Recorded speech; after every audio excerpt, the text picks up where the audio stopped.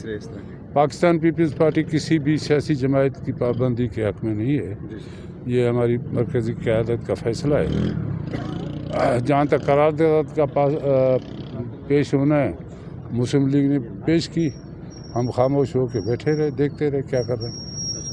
ज़ाहिर है कि पीपल्स पार्टी और नून के दरमियान जो मुआहदा हुआ है, नून उसकी पाबंदी करे तो बेहतर है, जमहूरियत और जमहूरी इदारों के लिए के मफाद में है। कोई मुआहदा नहीं है। 5 साल तक पीपल्स पार्टी बलूचिस्तान में अपनी हुकूमत करेगी। जो आवाम की ख्वाहिश होगी वही हमारी तरक्की का मंशूर होगा। वो तकरीबन मामला तय हुए, जल्दी इंशाल्लाह सबको मालकाना हकूक़ देंगे।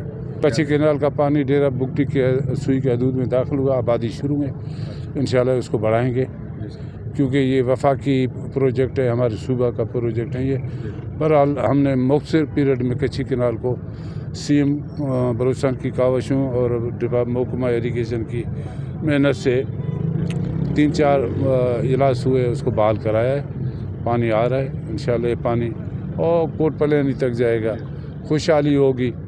1 साल पहले क्या पानी की सूरत हाल थी, आज भी आप मुआवजा ना करें।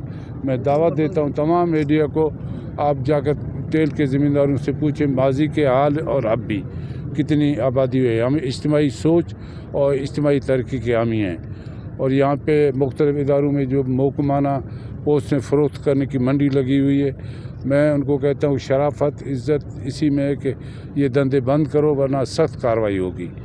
हम माफ़ नहीं करेंगे जो मुलाजमतें बेचे।